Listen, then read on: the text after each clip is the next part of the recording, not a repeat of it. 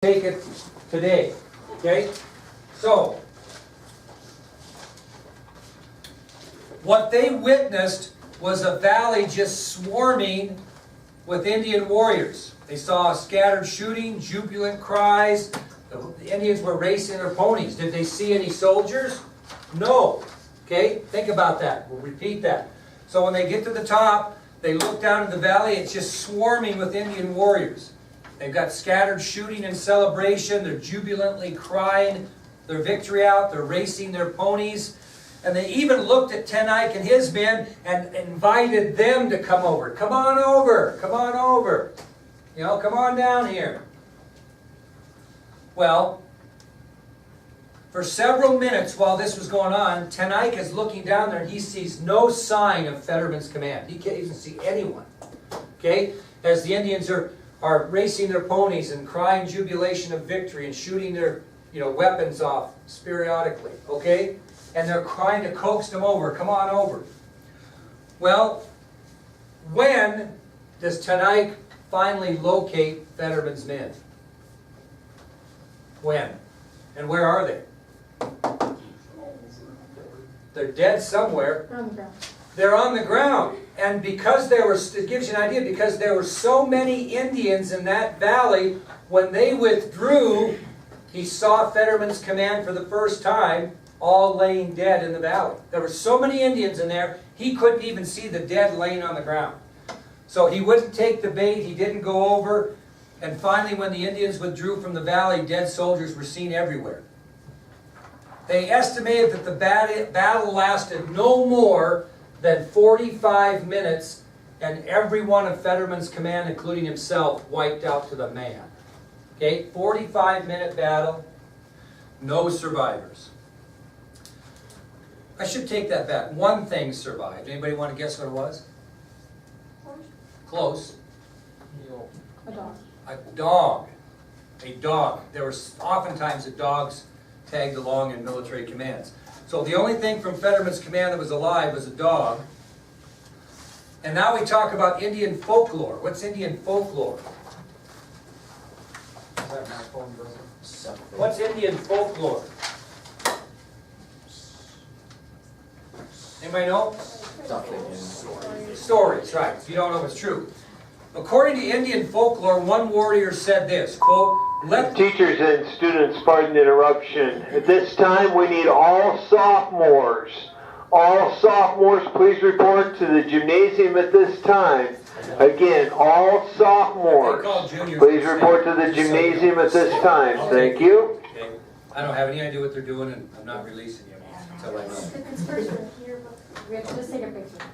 Anyway, according to Indian folklore, one warrior proclaimed, "Let the dog go back and tell the soldiers what will happen to them if they attack the Sioux." That's according to folklore, right? Let the dog go back and tell the soldiers what will happen to them if they attack the Sioux. Well, the truth is, many warriors wish that nothing was to live from this battle, so what did they do? Shot the dog. So they did find a dead dog there, okay? But according to Indian folklore, an Indian version of this, Wait, who shot it?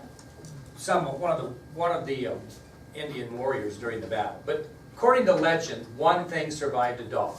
Okay, I think that's true. One person, supposedly, one of the warriors said, "Let the dog live so it can go back and explain to the rest of the soldiers what will happen if they come over the ridge." I don't know if that's true or not, but the fact of the matter is, most warriors didn't want anything to survive, and so they shot the dog. Now, basically, Ten Eyck stayed on that position on Lodge Trail Ridge until he was certain that the Indian forces had vanished. And once he did, then he took his men and cautiously advanced towards the battlefield. Okay, and the sight was not pretty. What time of the year is it? You may remember? What month are we in here? December. So the soldiers obviously were laying dead. They were naked because they had stripped all their clothing off them, took anything of use. They were badly mutilated, and it was so cold that the blood was frozen in their wounds. Okay? So they go down among the site, they find these people dead. Some of them they can't even hardly recognize because they were mutilated so bad. They're all laying naked as they took all their clothing off them. and their blood is frozen in their wounds. And most of the command laid in a circle about 40 feet in diameter. Which way is diameter? This way, right. 40 feet, and they're all laid in a circle about 40 feet in diameter. Why would that be? More. Huh? Well, so much more, but they were, what would you do if you were just coming from all sides? They just packed it into a little circle and killed them all. Because they're coming from every side. Can't imagine a worse death.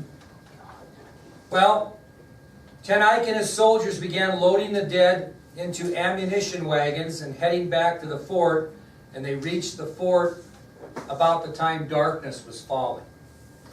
So Ten Eyck and his soldiers began loading the dead into ammunition wagons.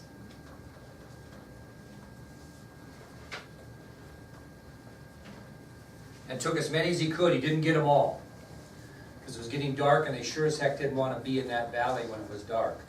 So Ten Eyck and his soldiers began loading the dead into ammunition wagons and heading back to the fort, reaching the fort when darkness is falling. Well, what if you're Carrington, what are you thinking now? You're down 80-some men. So what might be your concern?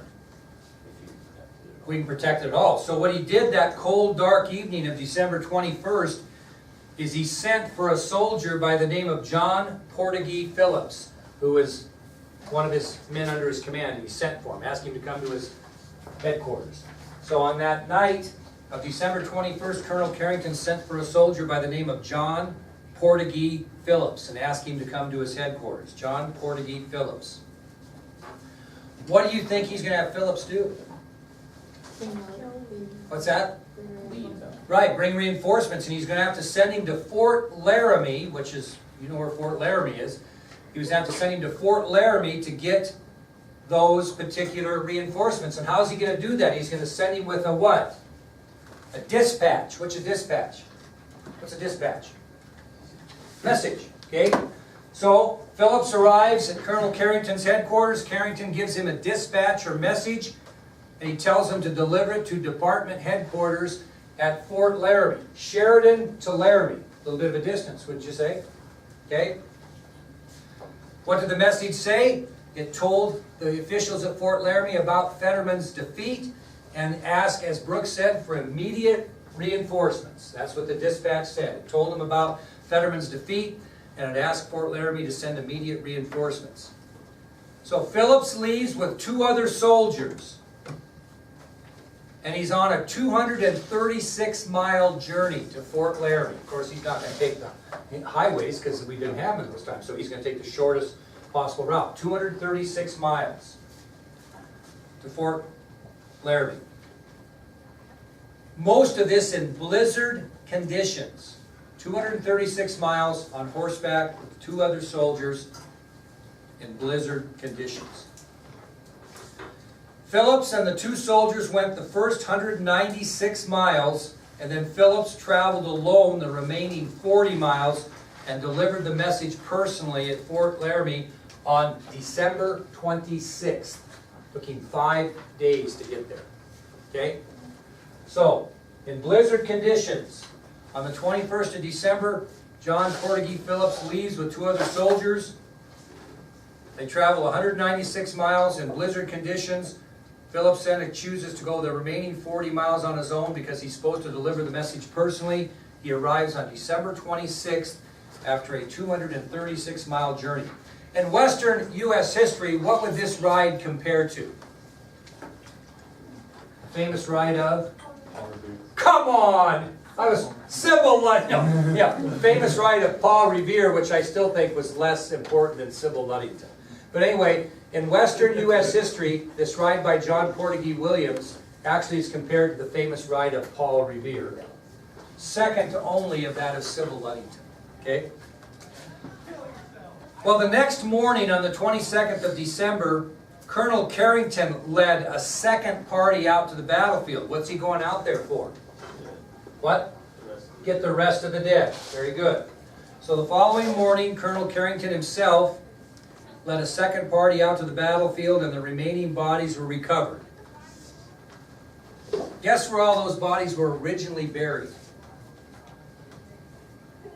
Right at the base of Nope, good guess. Outside the fort. Nope. What's another place? Oh, Pilot's Knob. They were all buried at the base of Pilot's Knob. They had to build fires to warm the ground along the base of Pilot's Knob so they could dig the graves. That's how hard the soil was. That's how cold it was. So they actually built fires on the ground to try to warm the ground so they could bury the dead. So you can guess how deep they might have been. Do you think they'd have been the required 6 feet? Probably not even close, okay? And they actually buried the soldiers 2 to a box and the officers in their own box. So if you were an infantryman, a soldier, cavalryman, they were 2 to a box. 2 men to a box and 1 officer per box. Why would they do that? Short of boxes. I mean, they had to build it, okay? So what year did that happen? When were they buried? Basically, December 22nd, 2030-ish of what year?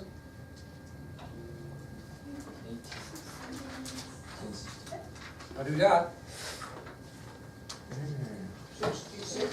66. They were exhumed in 1890. All of those soldiers that lost their lives at the Fetterman Massacre were exhumed or dug up in 1890 and reburied. You know where they were reburied? Custer Battlefield. You'll see the graves when we're there next week. All of them. We're going next week. Yeah, next Thursday and Friday. Yep. So all of those Fetterman soldiers were exhumed in 1890 and they're all buried at Little Bighorn Battlefield Cemetery, where we'll be going and we'll show you. There's 2 rows of them. You'll see him, including Captain Fetterman. You'll see his gravesite. How about the Indian casualties? It's not many. You know how most of them were killed? frostbite. Friendly fire. Why? They were in a circle. Very good. So any that got killed, most of them got killed shooting across the circle. And most of the Indians that were killed on this particular Fetterman fight were killed by friendly fire. That is true. Because Indians were lined up on both sides of the ridge, shooting at the soldiers, and as a result, Indians shot over the ridges and accidentally hit each other. Now this is quite amazing. Hopefully get this through. Just let me get through these 2 statements if they call you down. Historians estimate that over 40,000 arrows were shot in that 45 minutes. 40,000 arrows in that 45 minutes of fighting. That's about 1,000 a minute. Can you imagine being one of those soldiers in the bottom of that valley? My God. Can you imagine that? 40,000 arrows were shot in 45 minutes, about 1,000 a minute. Now, the only other defeat that will be considered a worse defeat on the Great Plains by a U.S. Army force will be the disaster at Little Bighorn, which we'll be talking about soon. So that is the Fetterman Massacre. Okay, that'll take us to the aftermath of the Fetterman Massacre. What happened afterwards? Not the burial thing, but what happened to Fort Phil Kearny after this massacre?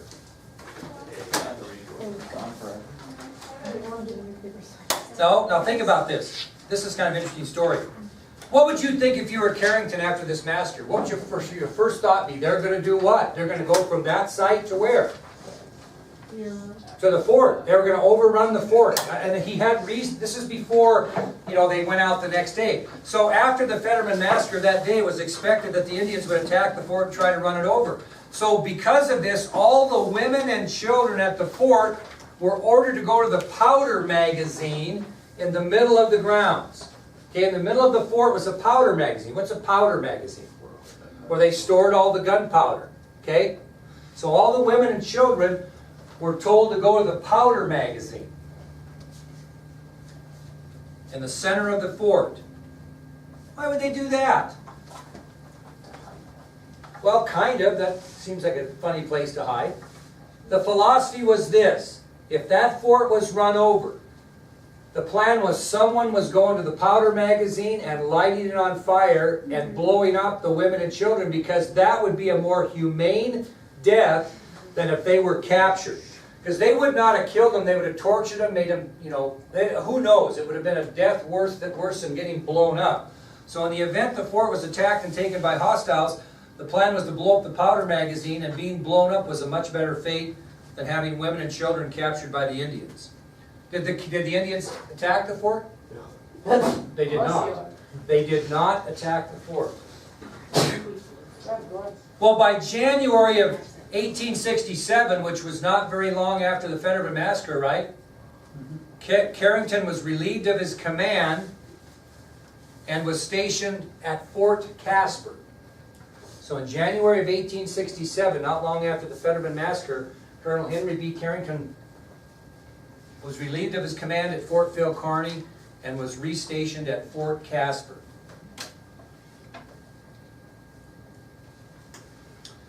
Now, Carrington wasn't that bad of a guy, but a lot of people started making false reports on things he did during his military career. And he spent his civilian life trying to clear his name, which he never really did totally. So he really wasn't judged fairly by history. But a lot of false rumors came about his command at Fort Phil Kearny, and he spent most of his civilian life after retirement trying to reestablish his name. Well, in 1868, the Bozeman Trail, where all these forts were built, including Fort Phil Kearny, was abandoned by the military, which meant that what fort was abandoned that we're talking about? Fort Phil Kearny. So in 1868, the military abandoned those forts that they built, including Fort Phil Kearny. And when the fort was abandoned in August of 1868, the Cheyenne Indians approached the abandoned fort and burned it to the ground. That's why we don't have a Fort Phil Kearny that we're going to see next week, but we're going to have a great vision of what it was like and a great tour. So in August of 1868, the Cheyenne Indians approached the abandoned Fort Phil Kearny and burned it to the ground. What's that? Cheyenne. They do. It's really cool, yeah. Now, here's what we're going to move into, and it's going to make some sense. It's going to be called the Military Campaign of 1876. And we're going to cool off for a few years, and the military is going to plan from 1868 to 1876. They're going to plan a way to either contain these Indians or exterminate them. And this military campaign to move them onto the reservations forever is going to be known as the Military Campaign of 1876. In order to understand the Military Campaign of 1876, you've got to know more about George Custer. So our subtopic is the emergence of George Armstrong Custer. We're going to tell you a little bit more about this guy that's going to be a big part of history here pretty quick. So in order to understand the Military Campaign of 1876, you better know something about George Custer, other than he led the Michigan cavalry that thwarted Jeb Stuart at the Gettysburg Battle. I'll give you a little bit of history about this guy. It's so intriguing to people in Western history. First of all, George Armstrong Custer was born on December 5th, 1839. He was born on December 5th, 1839. And he was born in New Rumley, Ohio. He was born in New Rumley, Ohio. So George Armstrong Custer was born on December 5th, 1839 in New Rumley, Ohio. And during the time he was growing up as a boy, his family moved from New Rumley, Ohio to Monroe, Michigan. Monroe, Michigan.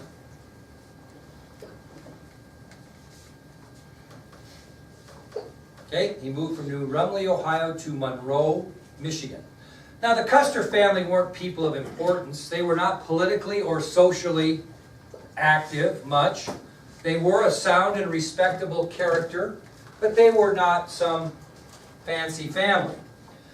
So George Custer grows up in Monroe, Michigan. He graduates from high school, and he enrolls at the military academy at West Point. Okay, so he graduates from high school from Monroe, Michigan, and he enrolls in the military academy at West Point. And he graduates in June of 1861. Graduates in June of 1861. Anybody want to guess what his class rank was? Last. He ranked last in his graduating class and still holds the record for the most demerits ever given at West Point. He was in one altercation after another. He was punished over and over during his time there. And he was even punished after he graduated for screwing up. Okay? Which turned out to be a pretty big break for him.